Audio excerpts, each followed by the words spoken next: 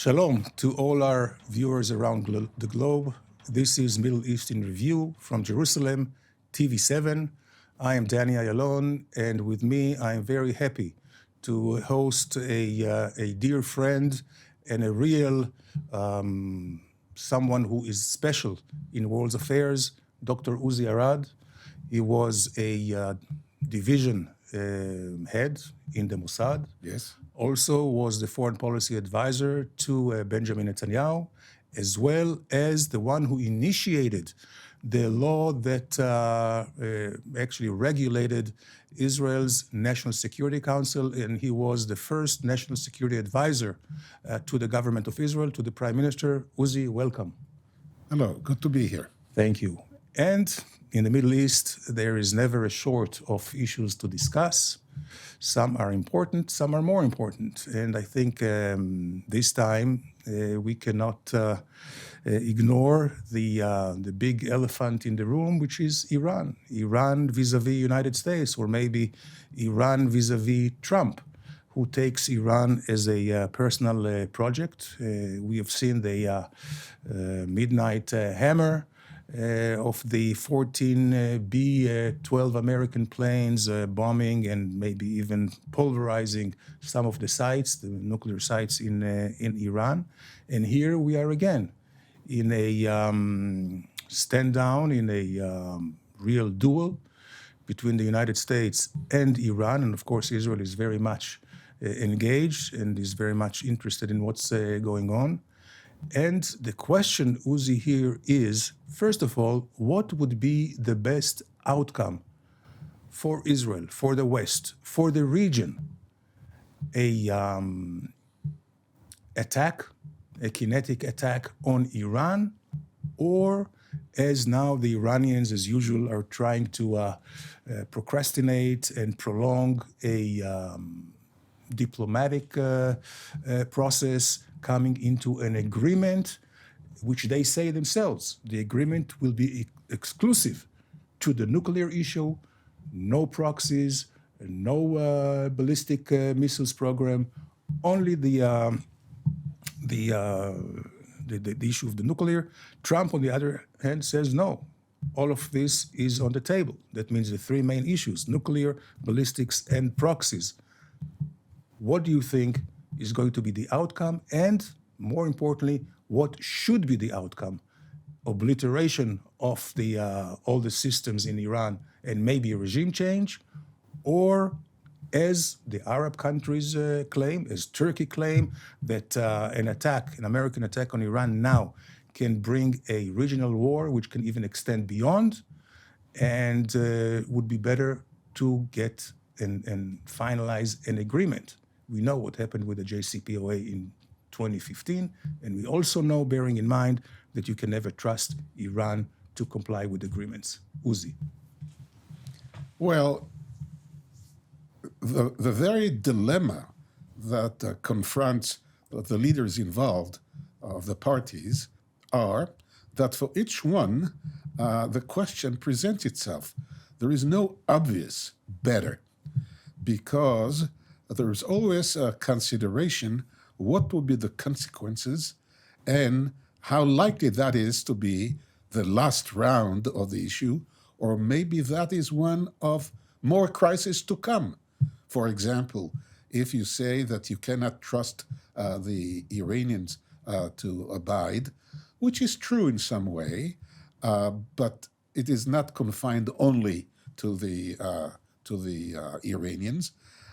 And if a deal will not be accomplished, then you have to think what would you have to do then. So if you cannot strike a deal that would be observed, verified, and carried out, then why bother? Why skip the deal making and go straight to do what would you have to do once its lying would be exposed? So they have to balance future action against present action. But if you try to distance yourself from the jockeying and the statements and the bargaining and the many deceiving postures taken by the negotiating sides, and if you look at the distance, it looked as if the balance, on balance, if there would be a deal, that would be better than not having a deal.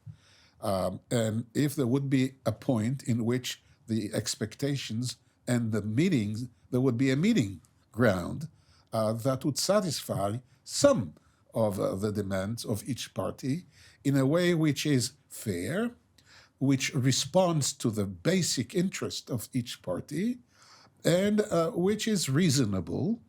And if that would be accomplished without using, firing, or going to war, then all for the better.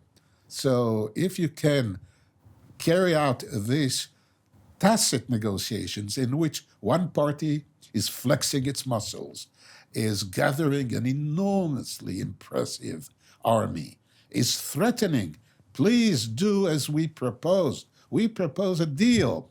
Do it, accept it, or else the other party has to respond. At the moment, the other party is not saying, yes, let's have something. It does two things. On one hand, it signals that it is open for business. On the other hand, it does not shy away from threatening a very tough response. I will hit America, I will hit its allies, I will hit. So it's an exchange of threats as a way of conducting what is really a bargaining. So let's narrow it down to the elements of what is on the table here.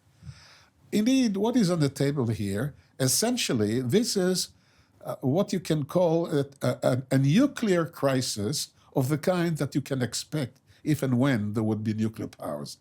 We would have serious, risky, dangerous crisis, which if they would erupt, they would involve massive use of force, not limited, not surgical. It would be massive. The Iranians are threatening a massive salvo of missiles in all directions, and the Americans are also hinting that the force they brought with them will be used against certain targets. So it is a massive use of force. But if you narrow it down to the three ingredients, the nuclear program, the missile capability, and the proxies, in essence, since we are not visiting these issues for the first time, you can see whether there is any area in which they could come to agreement.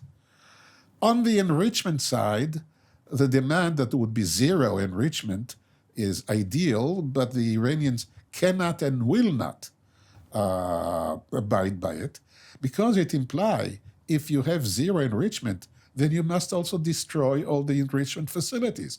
They have no use, but they are not about to consider that. So they would claim that they are entitled to have enrichment to very low levels of enrichment. 3% or 3%, which is so as to maintain the infrastructure, maintain the facilities, and if the time comes, they could enrich to a higher degree. But for the moment, they would accept quantities and a pace as it did with the JCPOA, and they did observe what they undertook. That they can do. And they are willing to discuss the nuclear. So the question is, could you reconcile between the maximalist American demands and what the Iranians are willing to do? That can be counted on. The problem is that there are the three other issues of the two other. Of the other two, the proxies is a demand that Iran would cease supporting and activating and arming and sending into battle this entire array of Islamic, militant, militarily aggressive parties, be it in the Saudi Peninsula or in proximity to Israel. That they can also do if they want to. If they want, it is something you can regulate that. You assist them more, you assist them less. So that maybe they'll talk about it, maybe not. It's a matter of conduct.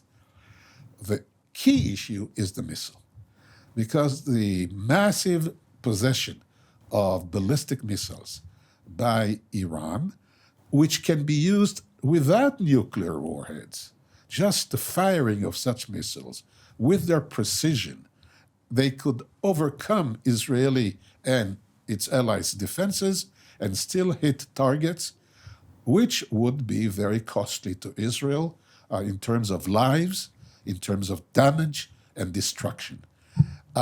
You know, I want to draw your attention to an interesting point. A common way of referring to certain types of weapons was to call things weapons of mass destruction. Remember that? WMD.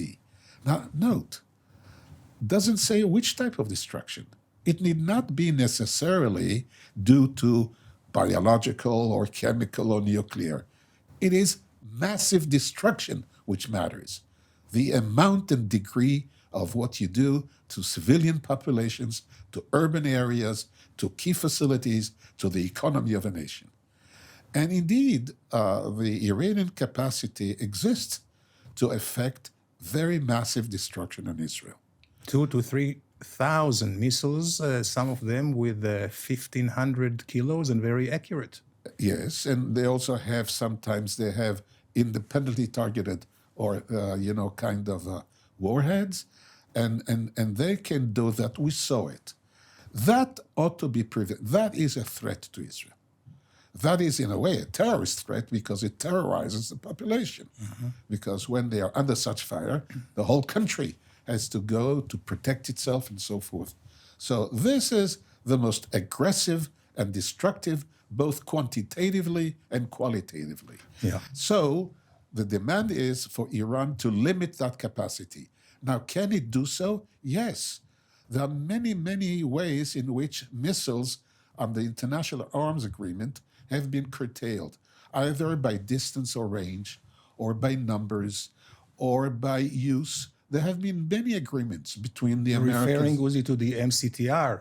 The MCTR is a regime. Yes. But you have agreements that have been enforced between America and Russia about limiting certain distances. Like the SALT and START. To give an example, if you could say that Iran would avoid having or using anything, missiles which have a range of reaching Israel, 1,200 kilometers, a lowering of the number of missiles of that range. That is one way. So there are many precedents in international behavior. There are even now agreements between India and Pakistan in which you could either limit the deployment, the placing, the numbers, the ranges, the type of payload, and you can fall back on any of those systems. Seems to me that the Israeli expectation is to reduce the number, simply to have a lesser number, and secondly, to also reduce the range. That is, missiles, there would be a prohibition of missiles which have the range, such high range. Now, that's a tall order, but it can be demanded, it can be expected, and it should be on the table. I do hope that the United States would enter this, perhaps not immediately, but that this would be part of the package. Without that, it leaves the most urgent threat to Israel alive, and that's something we can accept. Uzi, I would like to talk, maybe to take the discussion, to elevate it to one level higher. That is, what should be the overall geopolitical strategic goal? Given the fact that Iran now is pretty much on its knees, given that the regime itself, the Ayatollahs, including Khamenei himself, the supreme leader, are in a very, very low ebb in terms of even control of what's happening in their country. Should it not be the goal, maybe not even, saying it, maybe not the declared goal, but shouldn't be the goal to actually get rid of this nefarious regime, which has changed the Middle East to the worst from 1979, the Islamic Revolution that brought up Khamenei. Since then, the Middle East have been actually under the threat of Iran, and it's not only Israel. You mentioned the ballistic missiles. We have seen ballistic missiles which were aimed into Saudi Arabia energy infrastructure, proxy of Iran, the Houthis, which basically took out half of the production of the Saudi oil output. So we know that they threatened the Saudis. They threatened the Hormuz, the waterways, free navigation, let alone the destruction of Israel, that they say out loud that their mission is to eliminate, to destroy the Jewish state. And it's only the regime which is responsible, because we know the Iranian people, by and large, certainly until 1979, they were very friendly to the Jewish people. We can look back 3,000, 2,500 years. The Persian and the Jewish people had, two really ancient people with rich culture, rich traditions, have been very well, getting along together. So the aberration is this regime of the Ayatollahs. Shouldn't we use this geopolitical, these conditions, which are quite unique now, as Iran is so weak, as its proxies are pretty much eliminated, whether it's Hezbollah or it's Hamas. Of course, there are the Houthis and others. But isn't that a moment of truth that we can change not only the Middle East, but the entire world for the better? And even though the Arab countries are vociferously, outwardly against any military action in Iran, wouldn't they also benefit? So maybe quietly they would prefer that. And of course, there is Turkey, which again is against it, but Turkey has other, I would say, regional ambitions. I believe Turkey does not want Iran to be reduced into a democratic country, because that would bring Israel to the fore, and Turkey sees the relationship with Israel as a zero-sum game. So you have Turkey, you have the Arab countries, mainly the Gulf, you have Israel, and you have actually the world, the United States, the European, which are very much joining the United States, with the, of course, the snapback and the demand that Iran will actually get rid of its nuclear and missiles and all that. And maybe in the wings, there are two major other actors which may very much not benefit from the fall of the Ayatollahs, and these are China and Russia. So we have here a whole gamut or a puzzle of many, many converging, sometimes contradicting political vectors, but the timing of Iran being so vulnerable, externally and internally, shouldn't that be the decisive factor to go and get rid of this regime? Well, that is indeed the dilemma that faces all of us, say in the West and even in the region, who have looked at Iran under the mullah as an aggressive, as a terrorist, as a revolutionary, as an expansionist element, which has done all the things which are negative, not only to the area and to others, but to their own people. It is an oppressive regime. It is a regressive regime, and certainly the Iranians deserve better. But it is a dilemma, because if that is indeed the case, so why go through the effort to negotiate a deal? Use it as a pretext, say that we've not reached, and take action. And then try to take as much as of a decisive action as you can. And here's the problem. It's not easy. It's not easy. Regime change, many, many countries have tried to do it, and it is very difficult. And it is also costly. You have to apply a lot of effort. You have to put into this great investment. You cannot do it in one bold stroke. There have been many, many instances in which even the great powers has failed to bring about a change of a regime. So that is a real dilemma. Also, you don't. There are certain uncertainties. You do not have an easy replacement. You don't know if you create some chaos there, who would assume power. It could be that there would be another. The regime, the mullah will get out, but you get the bunch of those militant, more radical, oppressive types who will Like inherit. Mujahideen Khalq, which is even more extreme. Yes, let me remind you, and I still remember that, when the revolution took place in Iran, which was an historic event, it took place against the background of massive riots and so forth. But because there were two forces at hand, there was a very powerful communist party which organized, was in the oil fields, and everybody did 2 days. And then they created an alliance with the Islamic radical revolutionaries, the Khomeini type, and together they effected the revolution. Soon enough, the With Islamic... meddling of then the Soviet Union.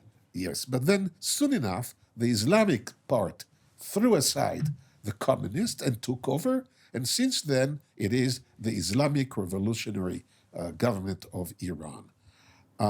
What is exactly the dynamics now? Who would be there to assume power? I don't know. But one thing is sure, that this Iran ought to go because it's bad in every sense of the word, aggressive and costly and dangerous. But do you have the necessary capacity, even though it is weak internally, so forth, to finish the job? And besides, the present Islamic leadership always thought that the nuclear issue was actually not the main objective, that what America wanted was to replace them. Now, I don't think that was the case, but it may now become the case. But if this is what they believe, then they may try to fight to the end. They got nothing to lose. So you push them with the back, to the wall. They may unleash all that they can. So it is a very tall order to do it. And yet, the option is there. And the temptation is there. And maybe, I have no clue about it, maybe that is the real agenda. One doesn't know. Indeed. And of course, a lot will depend on what the Iranian people will do. Iran, unlike, let's say, Iraq or Afghanistan, they had some democratic institutions before. Early 50s, Prime Minister Mossad, that of course was being I met the Shah. You did? Yeah, I met him then. I met him, I think, in 1980 at the Shah or his son? The son. And the young man, the Trianon, I must tell you that anecdote. He was there at Versailles. He was very young. And I was then working with the Mossad. And we went to see him. And we were 20 minutes late. Now, when all is said and done, still there is courtesy. You are not, it's not in form to be late, certainly not to royalty. So we were, blaming ourselves for our sloppiness. When we entered the room, we thought that the man would express his dismay at this action. But he acted like a well-elevated or well-groomed man. He completely ignored, and he was very gracious. Interesting. Well, we'll see. I think the Iranian people deserve someone like Pahlavi, maybe even as an interim before election is taking place. But he does not offer himself, by the way, to be the... Very smartly. He wants to be... a caretaker. Yes, just a care. Very smartly from his point of view. Indeed, Uzi, you pointed out to the elements which make the entire, let's say, exercise very difficult. Certainly unforeseen. What would be the consequences? And I can understand why from many. The vintage from many capitals here, they would be against any action which you don't know what will be After that, it could be a domino effect. If the regime falls there, who knows what will happen in Saudi Arabia, other Islamic kingdoms and emirates. So we will have to wait and see. I hope that by next time we meet here, we will have a good resolution. But last thing, we have only a few seconds, we cannot ignore the fact that Gaza is still looming very, very big on what's happening in the strategic alliance and the strategic landscape in the Middle East. The Board of Peace of Trump is going to meet very, very soon to decide how to apply or how to comply with Trump's 20 points vision or program, mainly for Israel, is to disarm Hamas. I'm not sure that this is what, I know Hamas doesn't want that.